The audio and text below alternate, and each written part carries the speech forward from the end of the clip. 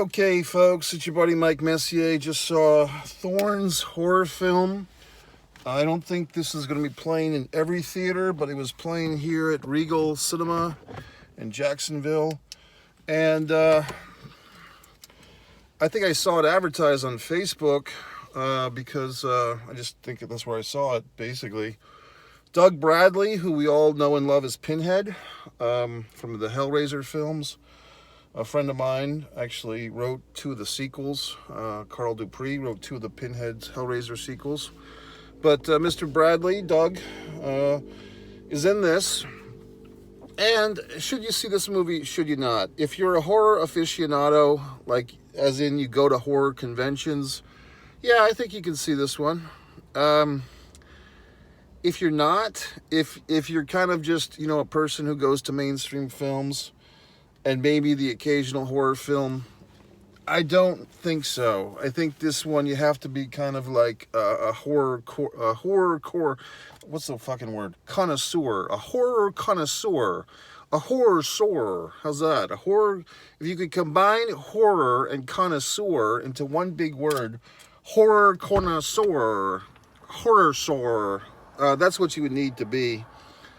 I believe the name was Douglas Schultz, was listed as the writer and director, and I believe a female name, I want to say Julia Schultz, seemed like the producer. And I kind of have a feeling, folks, and I don't, need to break the fourth wall here, but from the beginning of this movie, I kind of had a vibe, based on my own experience, that this is one of those kind of low-budget horror films that's trying its best to seem like a high-budget horror film, succeeding for the most part.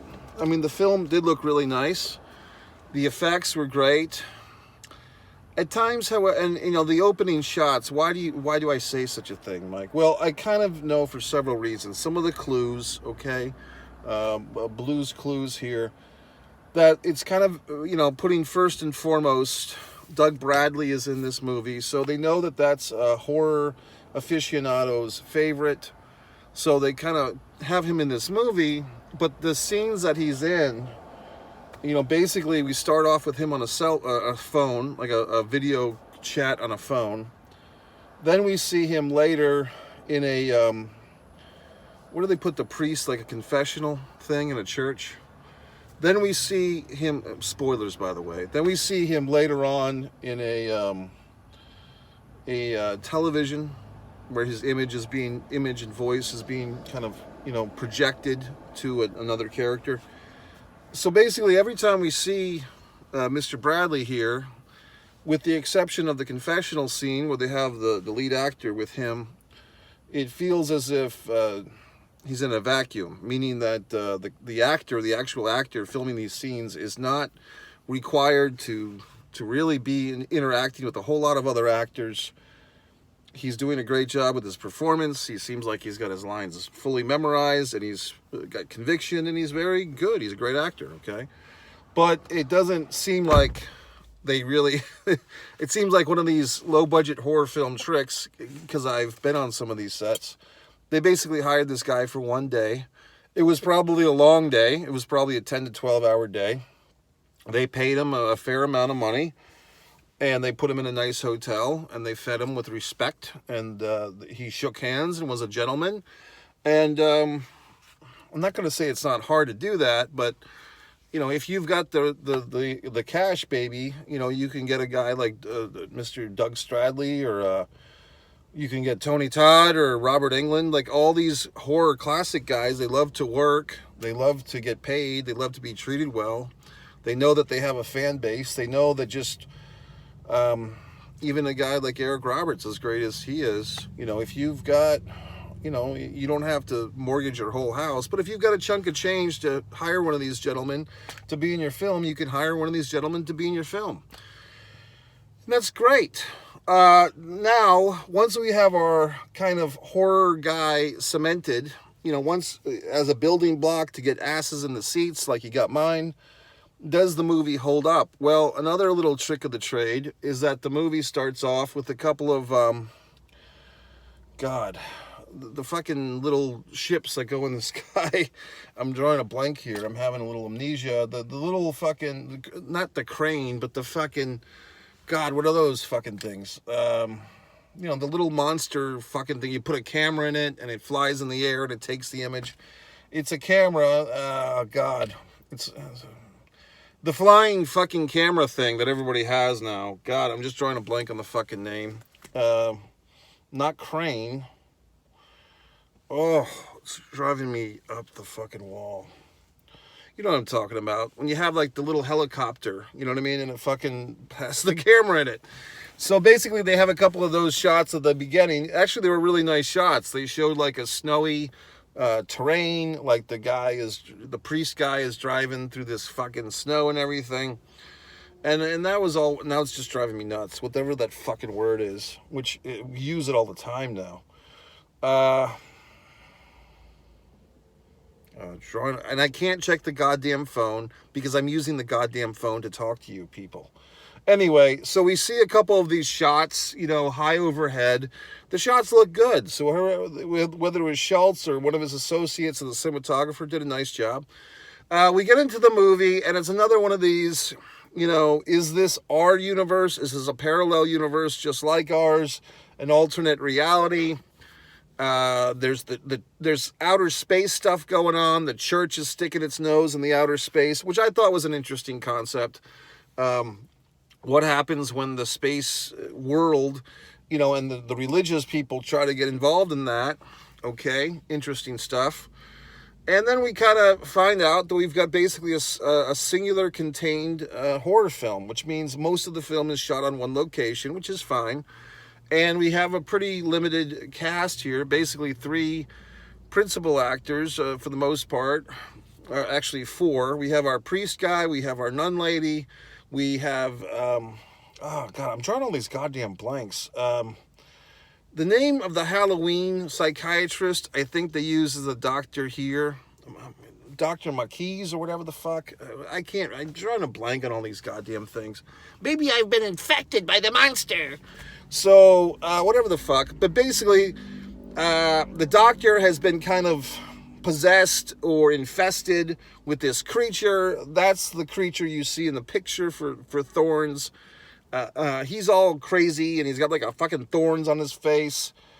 Early in the movie, we see this guy getting attacked, consumed. He's pulling out his fucking eyeballs, which is disturbing to me.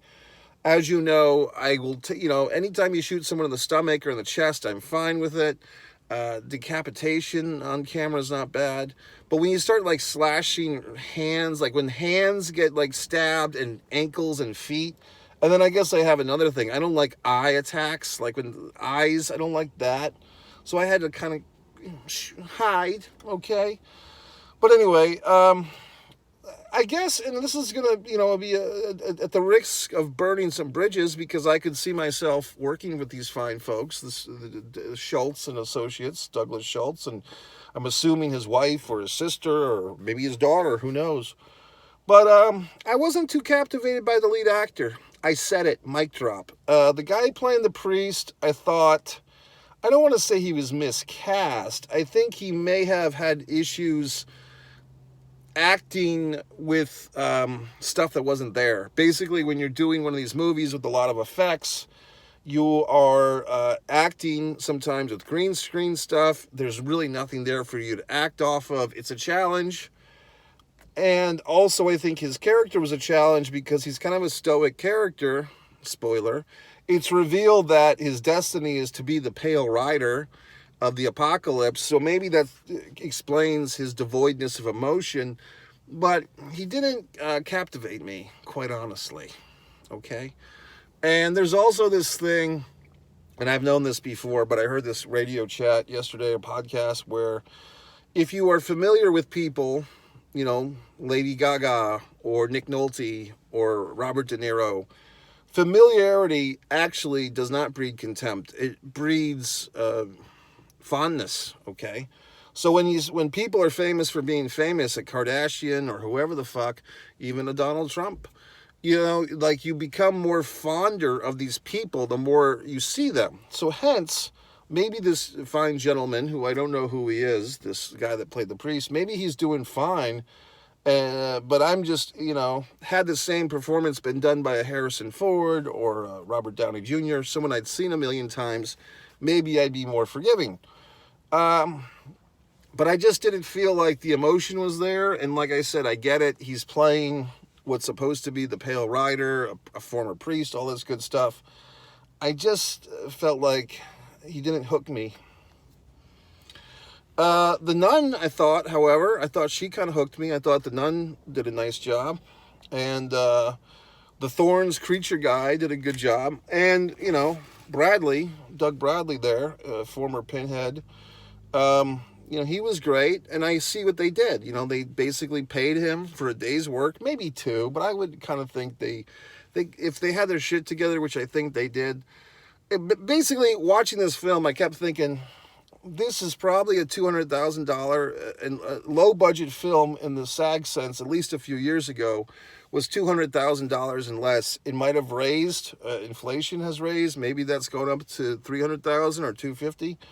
But you could actually make a fairly decent film for $200,000, and with the advanced technologies and editing and so forth. And at times early in this movie, especially, I felt like it was a game of show off. Like, let's show all the fucking things we can do with the shots, whatever that helicopter shot is, whatever the fuck, I'm drawing a blank. With the special effects, the editing, it did feel like this director and whoever edited, maybe it was his wife, sister, whoever, it felt like they were showing off all our tricks, which is fine.